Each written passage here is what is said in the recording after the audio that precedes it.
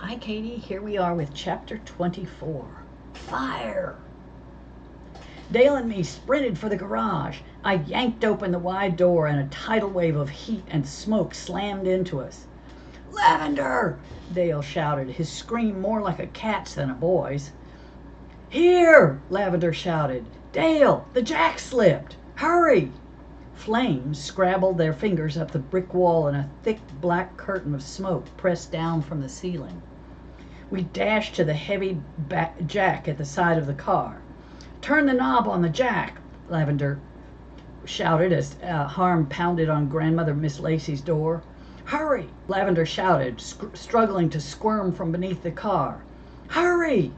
The light bulb overhead exploded. I fumbled with the small metal button on the side of the jack. The smoke grew heavier by the second, stifling me and clawing at my eyes. "Turn it, Mo," Dale said. "Turn it." "I can't." My world became a blur of smoke and tears. "Help!" I shouted as the fire crackled. Dale's hand shoved mine away, his fingers rough and frantic in the heavy smoke. The knob clicked. "Mo, here!" Dale gasped, grabbing the jack's handle. I threw my weight onto the blistering handle, and together we jacked the car. Up, up, up! Lavender skinnied from beneath the car. "Run!" he gasped, staggering to his feet. "Get out! Now!" He toppled sideways. We rushed to his sides, one beneath each arm, and half dragged him across the garage. I slammed into Harm at the door. "I've got him, Mo," he said, scooting into my place. "Get away from the garage! Run!" Pop! Pow! We ducked as small explosions rattled the building behind us. Finally we collapsed, panting on the cool lawn. Grandmother Miss Lacey fell on her knees beside us. "Are you all right?" she said, fumbling with Lavender's collar. "Breathe, child. Oh, my word, breathe!" An explosion slammed against the ground, and a wave of heat bowed us low. "My car," Lavender said, turning to the garage. He closed his eyes. "My car." The roof caved in, throwing a shower of sparks to the stars.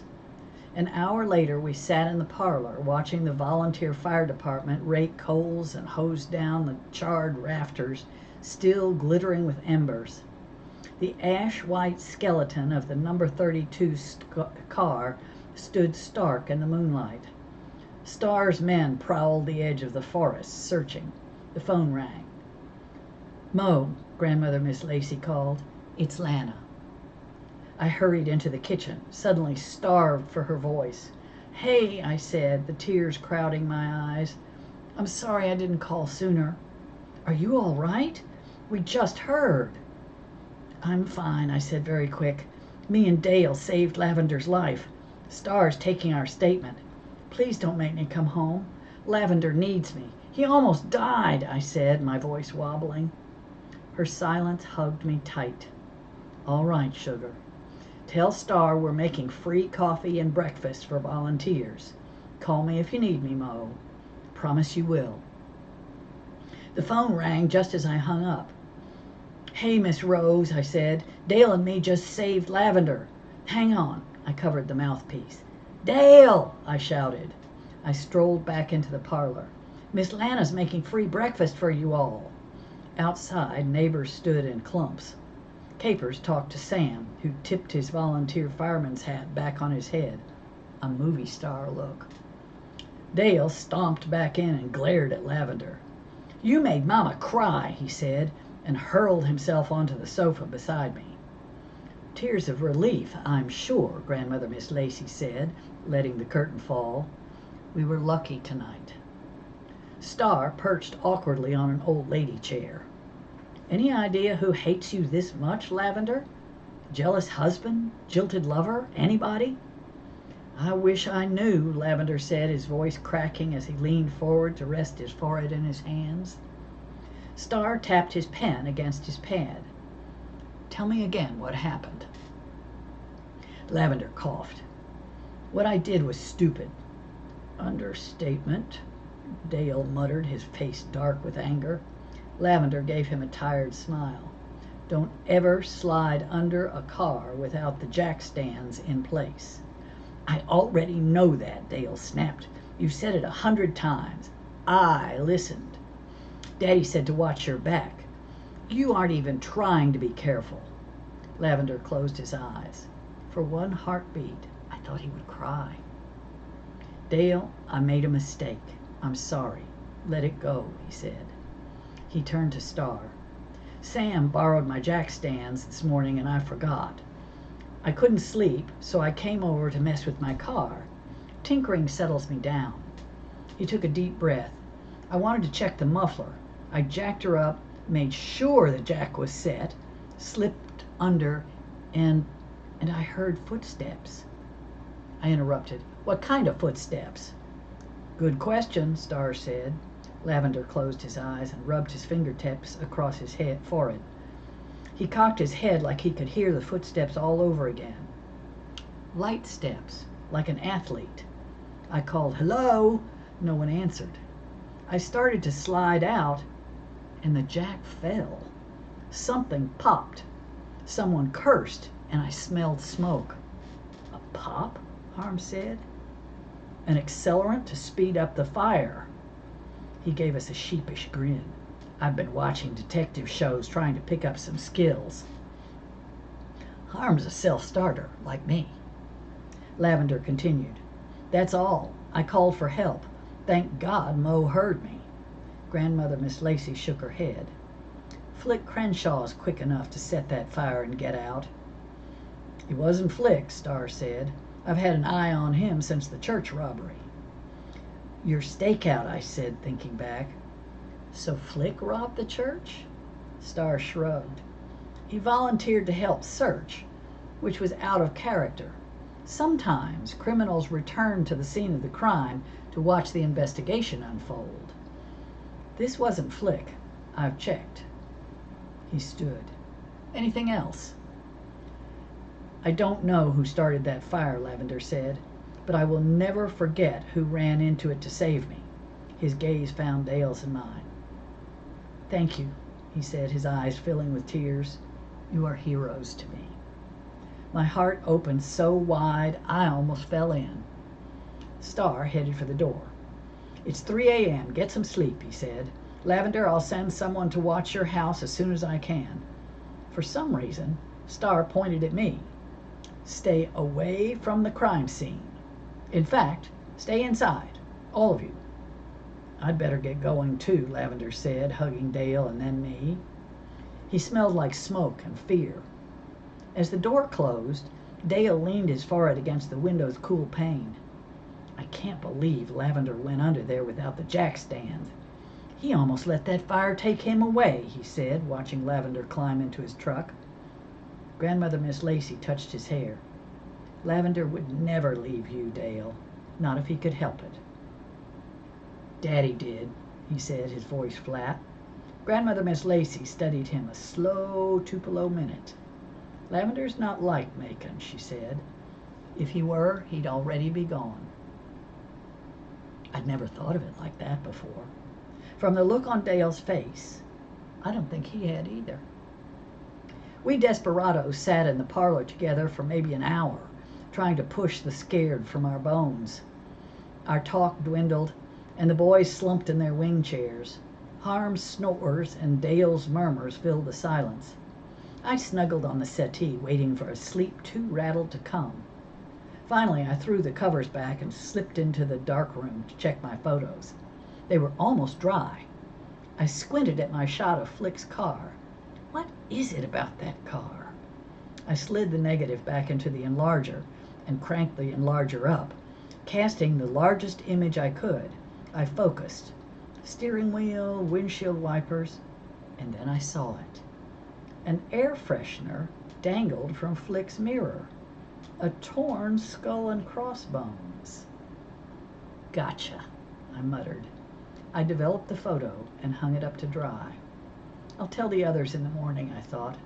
I tiptoed to my settee and fell into a deep, sweet sleep. Thunk! I woke up. Dale and Harm sat frozen in their chairs, their eyes wide.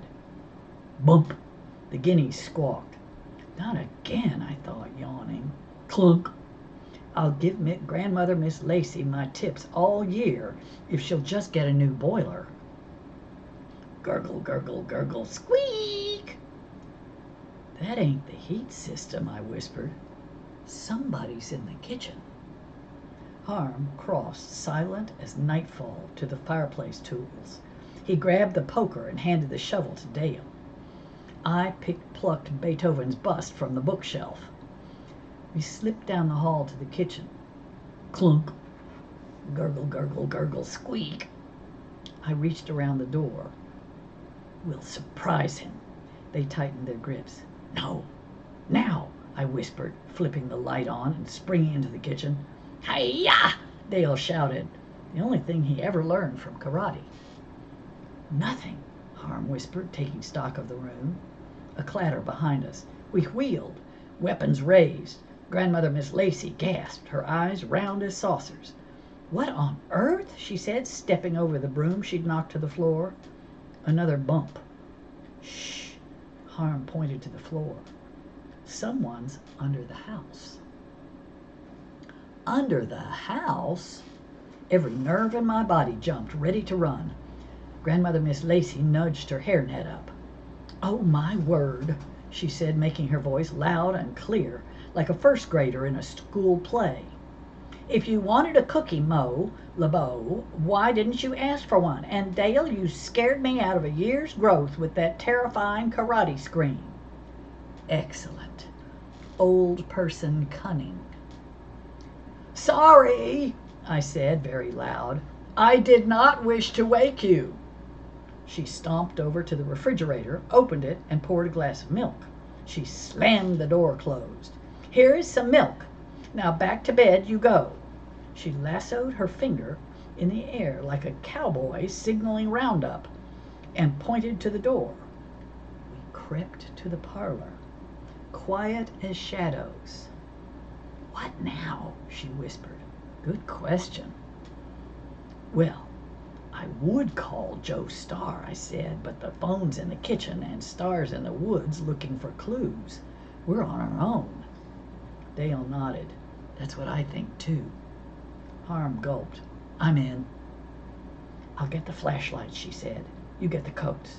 And be silent, my lambs. Aren't lambs sacrificial? Dale asked, his voice cracking. No, I lied. And don't worry, I have a plan. We slipped out the front door and crept to the back of the house. The guineas scattered, shrieking to the stars. For the first time in my life, I hoped Starr would show up. Grandmother Miss Lacy, armed with a brass-tipped walking cane, bounced into me. What's the plan, dear? She doesn't have one, Dale said. She hardly ever does, and if she makes one up, you won't want to do it. Sometimes I think detective work has made Dale old before his time. Other times I think it's made him smarter. Of course I have a plan, I lied, scoping the shrubberies and the brickwork beneath the house. Is that the only way underneath? I whispered, pointing to a tiny wooden door. She nodded. Good. We'll flush him out and make a citizen's arrest. What if it's a girl? Dale whispered. Pronouns? Now? Really? Then we'll flush her out. How? Grandmother Miss Lacy whispered, gripping her cane. I studied her. Grandmother Miss Lacy has the heart of a warrior, but she couldn't stun a rabbit with that walking stick. You tap on the door, and we'll jump him. Or her. Dale nodded. You're old. If he kills you, it won't be as sad. No, he said quickly. That's not right. Pretend I didn't say that. She nodded. Everybody settle down, Harm said. I'll knock. You all do whatever it is detectives do, and I'll help. Grandmother Miss Lacy raised her walking stick. Dale raised his fireplace shovel. I hoisted Beethoven over my head. A man's voice rang out behind us. Are you insane?